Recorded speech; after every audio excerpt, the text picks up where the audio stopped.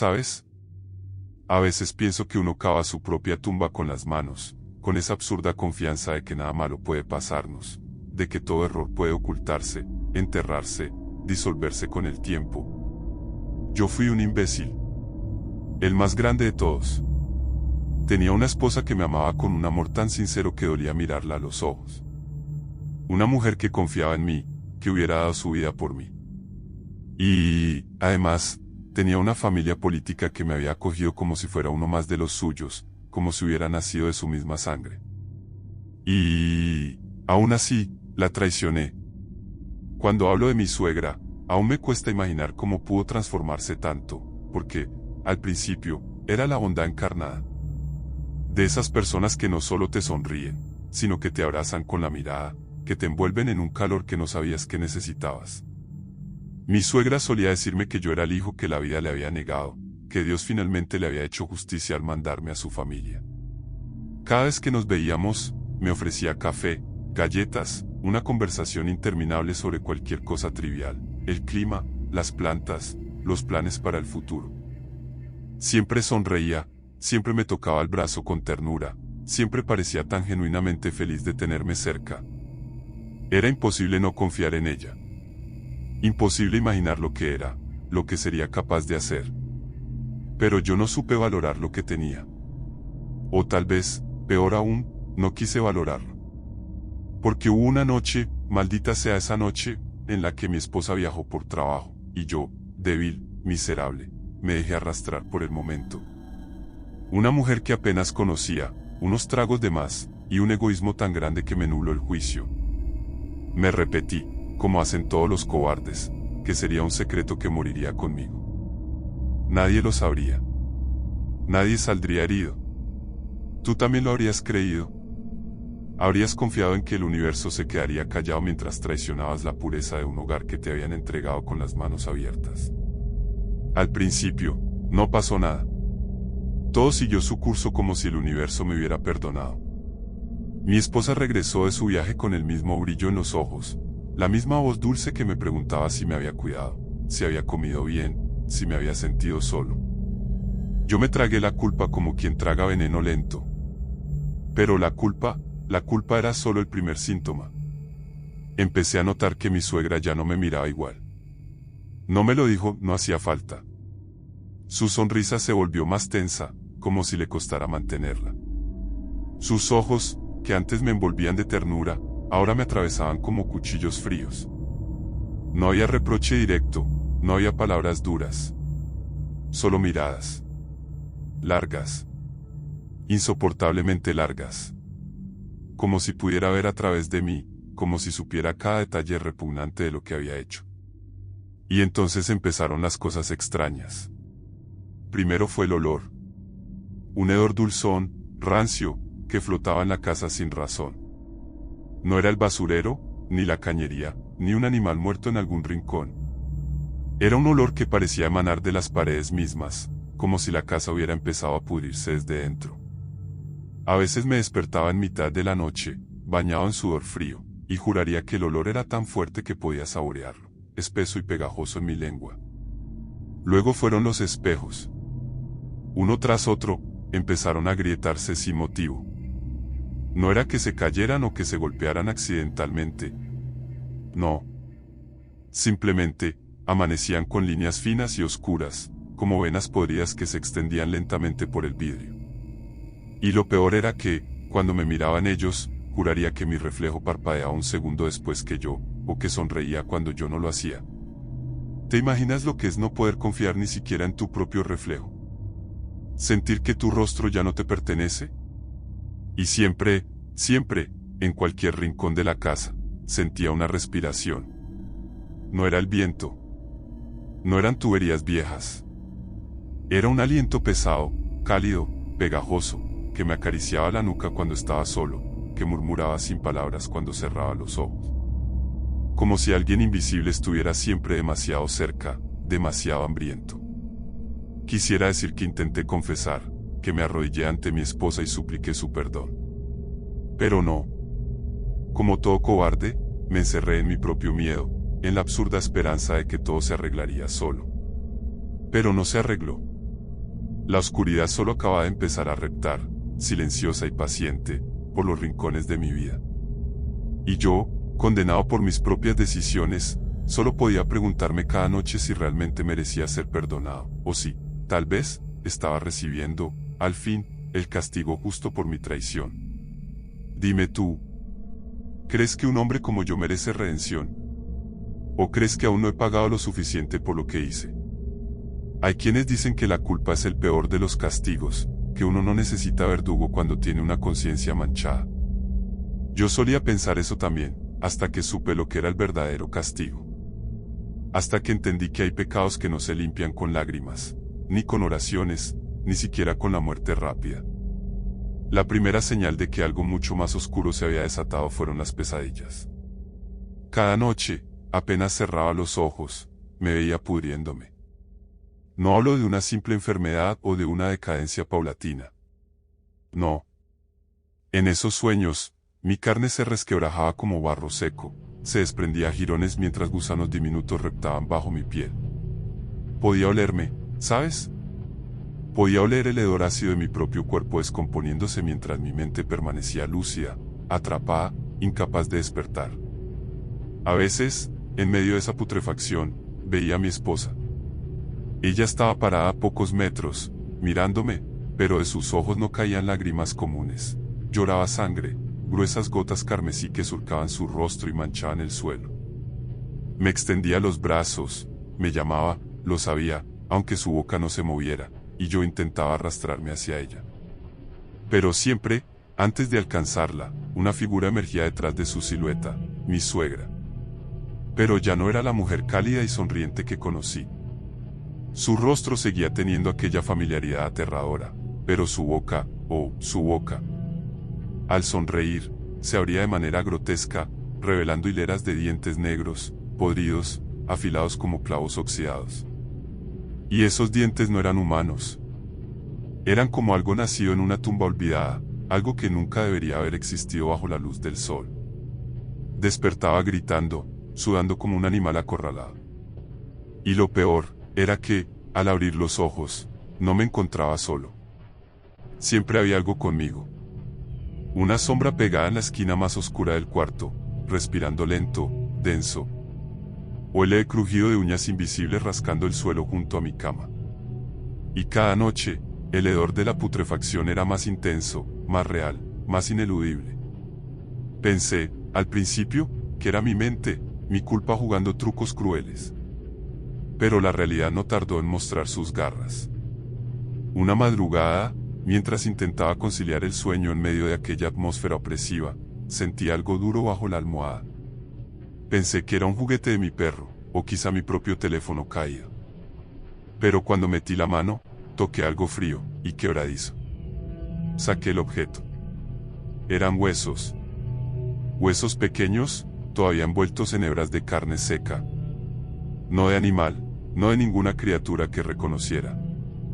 Junto a ellos, enredados, había mechones de cabello que sabía que no eran míos, cabello oscuro, retorcido, atado con nudos imposibles de deshacer.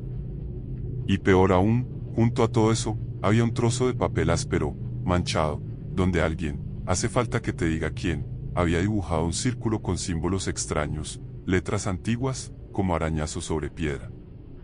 Y en el centro, escrito con sangre seca, estaba mi nombre completo, seguido de un símbolo que parecía una espiral cerrándose sobre sí misma. ¿Puedes imaginar la sensación? Sientes la náusea subiéndote por la garganta solo de pensarlo. Yo la sentí. Sentí el mundo girar bajo mis pies. Sentí que el aire se hacía tan espeso que podía masticarlo.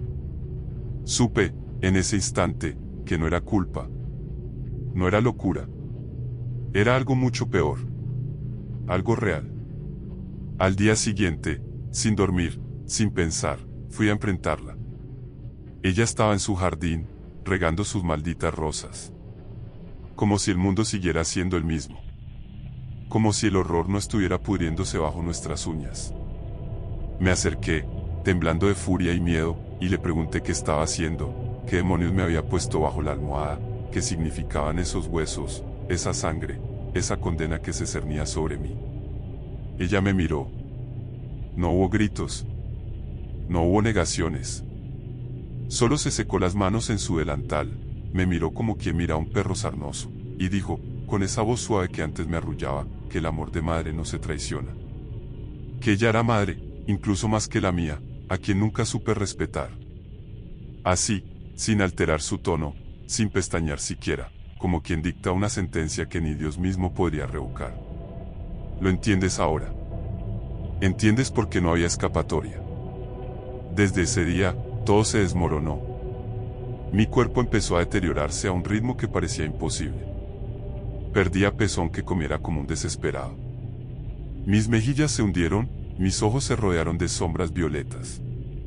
Y lo peor, mi piel se cubrió de heridas abiertas, llagas que no cerraban, que supuraban un líquido amarillento que apestaba a muerte.